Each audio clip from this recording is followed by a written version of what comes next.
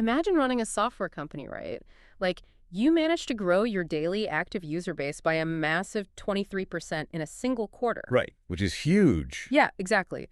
You beat Wall Street's revenue estimates, you beat consensus earnings, and your big prize for all that is watching your stock plummet 11.6% in after-hours trading. Oh man, just a complete gut punch. Seriously. But that is the exact nightmare Duolingo woke up to following their Q2 2026 earnings print.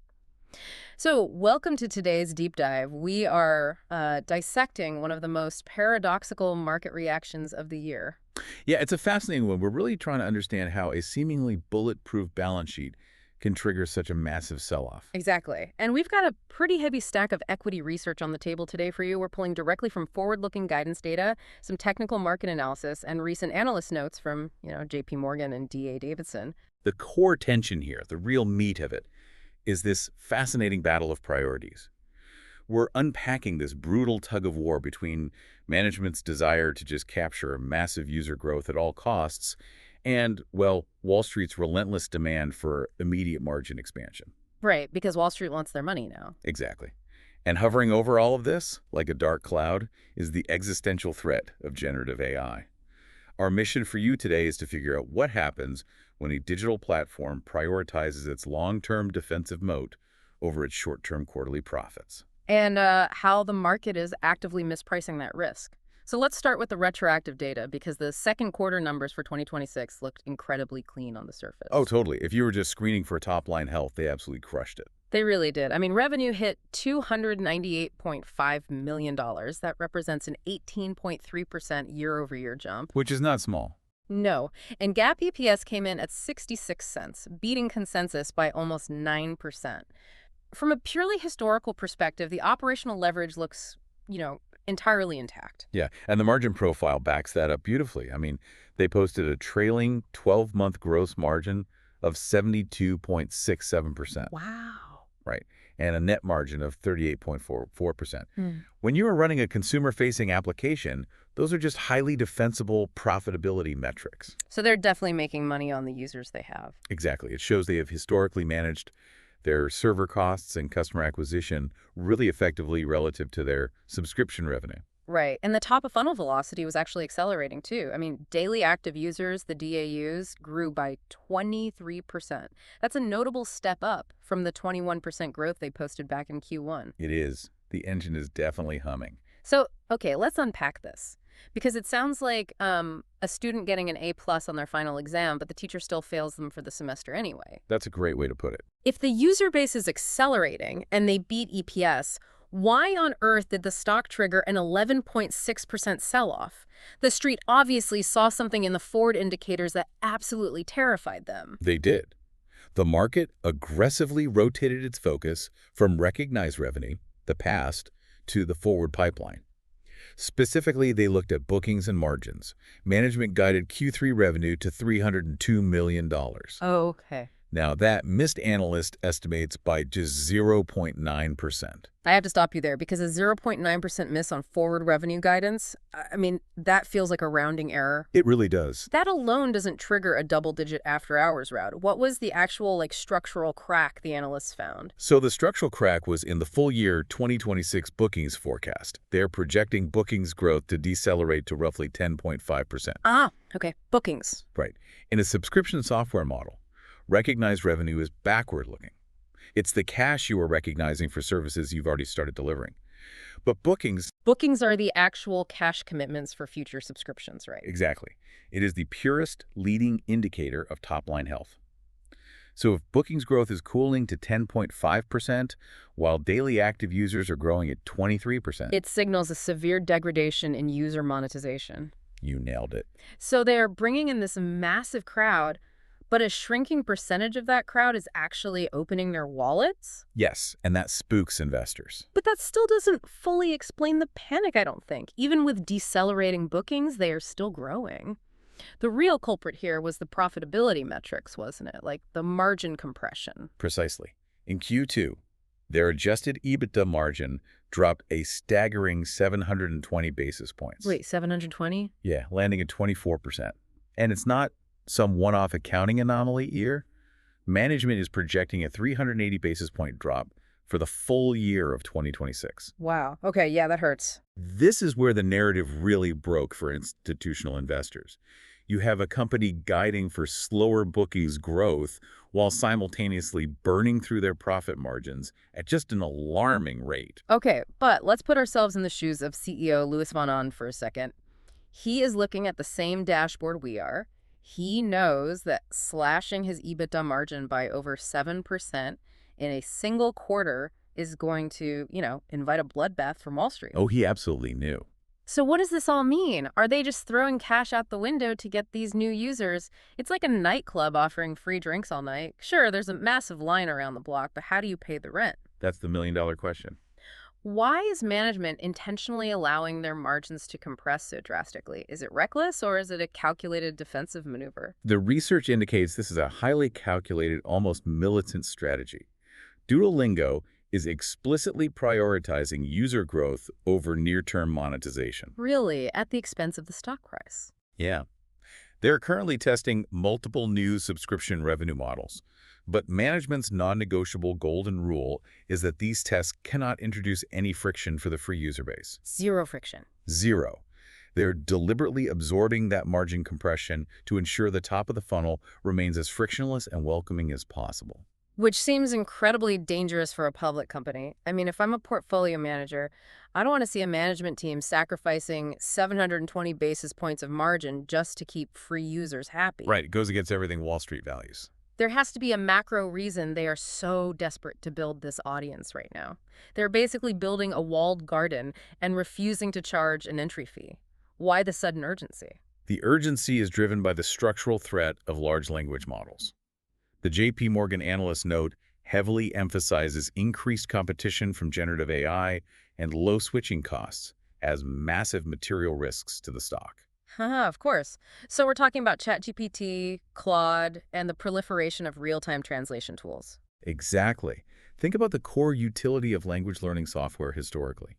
You paid for structured grammar lessons and vocabulary retention. Right. Now, any user with a smartphone can access an incredibly advanced, totally free AI tutor that offers zero latency voice conversations. With contextual grammar correction and dynamic role-playing, it's crazy what they can do now. Exactly. The utility value of language learning has essentially been commoditized overnight.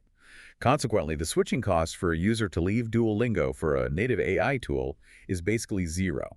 But wait, here's where it gets really interesting. If that's true, if generative AI can deliver a superior personalized tutoring experience for free, then management's strategy of burning margin to acquire free users seems fundamentally flawed. Well, that's what Wall Street thinks. Right. Are they just sacrificing short-term profit just to build a moat of habit and gamification before AI eats their lunch? Can a gamified streak actually beat an AI tutor? That is the defining debate for this stock right now, and the sources offer two wildly divergent perspectives. Okay, lay them out for me. So, J.P. Morgan is treating AI as a slow-moving existential threat that will inevitably erode the user base. That validates Wall Street's decision to punish the stock for margin compression. Makes sense. What's the counter? The counter-narrative comes from Aptopia's behavioral research, and their data tells a completely different story. What are the behavioral analysts seeing that the financial analysts are missing? Aptopia's data suggests the AI threat is currently vastly overstated by the market. They isolated what they call the AI cohort. The power users, basically. Yeah, power users who actively and consistently engage with advanced AI tools. If the utility thesis holds true, this cohort should be churning out of Duolingo at a massive rate. Because they have better tools at their disposal. Exactly. But instead, Aptopia found that user engagement remains incredibly sticky, even within this hyper-technical demographic. Oh, wow. That implies something really fascinating about human psychology. Doesn't it? If a power user knows they can get a better technical translation from an LLM, but they still log into Duolingo every morning, they aren't there for the utility, they are there for the dopamine. Bingo. Yeah. It proves that the gamification engine, the leaderboards, the push notifications, the animated characters, the fear of breaking a 500-day streak is actually a stickier product than raw educational efficiency. That is wild. Duolingo isn't competing with textbooks or AI tutors anymore. It's competing with TikTok and Instagram for idle screen time. People want the sensation of being productive while they are scrolling. Okay, that completely recontextualizes the margin burn for me. If you realize your only defense against AI commoditization is behavioral addiction, then yes, you spend whatever it takes to lock users into that habit loop today, even if it wrecks your Q2 EBITDA. Exactly. You have to build the behavioral moat before the AI models figure out how to gamify their own interfaces. But here's my issue with that. If I'm a shareholder watching my profit margins get slashed to fight an AI war I might not even agree with, I'd normally demand a board vote to force profitability. Why hasn't Wall Street forced a change in strategy? Because they can't. Yeah. The governance structure actively prevents it. Really? How so? Duolingo operates with a dual-class share structure, which grants insiders disproportionate voting control. Oh, one of those setups? Yep. Institutional investors and retail shareholders essentially have no mechanism to force an activist intervention. The voting power is entirely consolidated at the top, meaning investors simply have to trust the CEO's vision. Wow. So if management decides to eat a massive margin compression today to secure a defensive moat for tomorrow, shareholders are just along for the ride. Totally along for the ride. Which brings us to the valuation disconnect, because when you combine a dictatorial governance structure, compressing margins, slowing bookings, and an AI threat, the price action should be uniformly disastrous. You would think so. Yet, looking at the technical data, the market seems entirely fractured on how to price this equity. We have a stock sitting around $135.32, and the volatility on this chart is just absurd. It has been a violent year for the equity, to put it mildly. In August of 2025, the stock peaked at a massive high of $468. Huge. Yeah, but as the AI narrative took hold and the bookings deceleration became apparent, it crashed down to a low of $87.89 by April of 2026. Talk about a haircut. Right. So at current levels, around 135, it is down 71% from its all-time high, but has rebounded 54% off the absolute bottom. So the technical analysts are calling it a deep downtrend, attempting to find a floor. But the net sentiment from the newswire and the equity researchers is still labeled as bearish to neutral. Where are the major banks placing their bets right now? The professional targets are remarkably pessimistic compared to the current trading price. JP Morgan maintains a neutral rating with a firm price target of $94.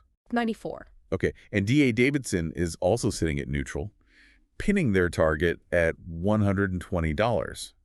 They're explicitly citing concerns that the DAU momentum might stall out before the new subscription models can even scale. Wait a second. The math here is glaring. If JP Morgan models the intrinsic value at $94 and D.A. Davidson sees it at $120, how is the open market sustaining a price of $135? It's a great question. The stock is currently trading above both of these major analyst targets. Are retail investors just ignoring the experts, or is there a shadow buyer propping up the demand? This is where we see a really fascinating rotation in the shareholder base.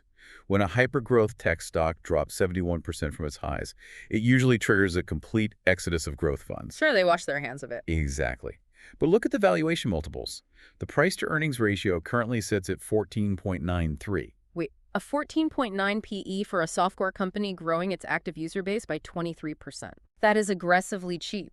You normally see consumer tech platforms trading at PE multiples of 40, 50, sometimes well over 80, because the market is willing to pay a massive premium for future cash flow. Right, but not here. A multiple of 14.9 is what you assign to a legacy telecommunications company, not a digital platform. Exactly. And that severely depressed multiple is likely attracting a completely different class of institutional capital. You have growth at a reasonable price, or GEAR funds, and deep value buyers stepping in. Oh, that makes sense. They look at a 71% haircut, they see a trailing net margin of 38%, and they calculate that a 13.9 PE is fundamentally mispriced. Regardless of the near-term EBITDA compression. Precisely. They are providing the floor that is keeping the stock above those $120 analyst targets. So the value funds are acting as a shock absorber. But is there any internal data validating this optimism? Because buying a falling knife just because it looks cheap on a PE basis is, well, that's how value traps are built. It is. But the most compelling bullish signal in the entire sentiment analysis comes directly from the C-suite. The insider buying metrics are flashing bright green. Really? Insiders are buying.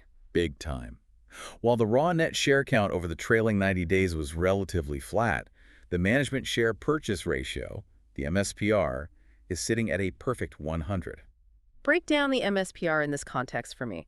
Why does a ratio of 100 matter more than the raw volume of shares bought or sold? So the MSPR weights the transactions by the seniority and strategic visibility of the insider.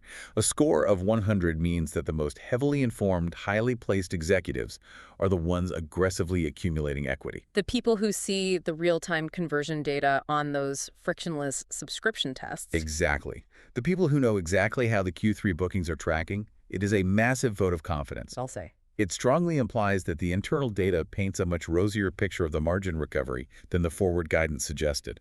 Wow, it sets up an incredible market standoff.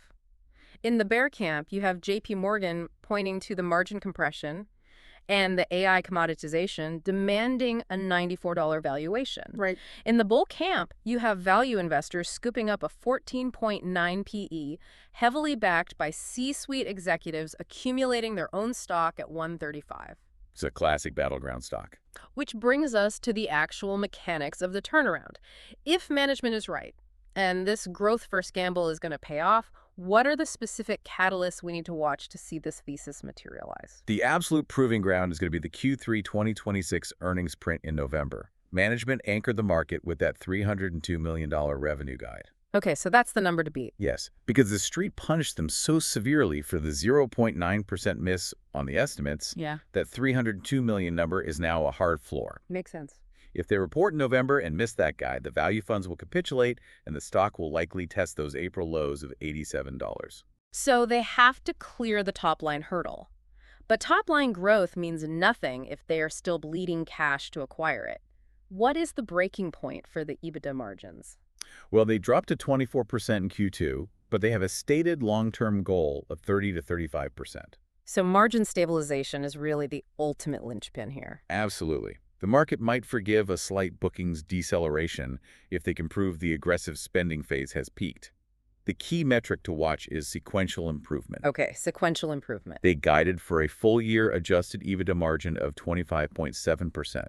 To hit that, Q3 and Q4 margins must organically climb out of the 24% trough. And if they don't, say they report Q3 margins at 22 or 23%. Then it signals a total loss of operational leverage, and the narrative breaks entirely. Right. They have to prove they can turn the monetization dial back up without breaking the machine. And that relies entirely on the new subscription tiers. Exactly. They need to drive average revenue per user, or ARPU, higher. But they've backed themselves into a corner with their own golden rule. No friction for the free users. How do you re-accelerate bookings past that 10.5% threshold if you refuse to aggressively paywall the best features? It requires an incredibly delicate product execution. They have to launch premium features that rely purely on status, advanced analytics, or hyper-personalized AI feedback. Stuff that power users will gladly pay for, essentially. Right, but without degrading the baseline gamification loop that keeps the 23% DAU growth engine humming. If they successfully expand the ARPU in Q3 while maintaining the free user experience, it totally invalidates the bear thesis. Now, while they navigate this product launch, is there any structural defense mechanism in place to prevent the stock from completely cratering if Q3 is volatile? Yes, and it's a massive lever. The board authorized a $400 million share repurchase program, which is active through May of 2026. Wow, okay. If the C-suite believes the stock is undervalued at 135, as the insider buying suggests, how aggressively do they deploy that $400 million? That is the synthetic put option holding up the market right now. Executing a heavy buyback at a 14.9 multiple is an incredibly efficient use of capital. Yeah, it really is. By retiring shares on the open market at these depressed levels, management not only artificially inflates the EPS, but they effectively squeeze the short sellers. Because it reduces the available float. Exactly. It acts as a rigid floor against institutional selling pressure. So, synthesizing the catalysts for November, we are looking for a revenue beat above $302 million, sequential EBITDA margin expansion, climbing back toward the 25.7% full-year guide, and aggressive deployment of the buyback program. You got it. But if I'm watching this play out, I want to know the ultimate signal of a successful turnaround. If you had to isolate the single most important dynamic that proves this growth-first experiment is actually working, what stands out to you? Is it DAU growth staying above 20%, or is it purely about the bottom line margins? It is the intersection of both the top-of-funnel velocity and bottom-line discipline. The market will not accept one without the other. Okay, so it has to be a combo. Yes. If DAU growth slips below 20%, the platform loses its growth premium entirely because it signals their behavioral moat is finally failing against AI competitors. And on the flip side, If DAUs hit 25% but margins continue to compress down to 20%, investors will dump the stock because the unit economics are structurally broken. so what's the dream scenario? The Goldilocks scenario, the absolute validation of the CEO strategy, is sustaining DAU growth above 20% while simultaneously reporting sequential EBITDA margin expansion. It's the ultimate proof of concept. It proves they can rapidly expand the free crowd while seamlessly converting a highly profitable subsegment of that crowd into paying subscribers. All without relying on aggressive paywalls. From a purely technical perspective, if they execute that Goldilocks scenario, we would expect the stock to reclaim and hold the $140 level. Which would signal that institutional capital has fully digested the post-earnings panic. Exactly. It shows they are actively buying into the margin recovery narrative. Until we see those November numbers, the equity research assigns a neutral rating, advising investors to wait for concrete proof of operational leverage before taking a heavy directional position. Bringing this all together for you listening, Duolingo is currently walking one of the most treacherous tightropes in the software sector right now. They really are. On one side of the ledger, they have absolutely mastered the psychology of user engagement, building a massive free audience growing at 23% annually.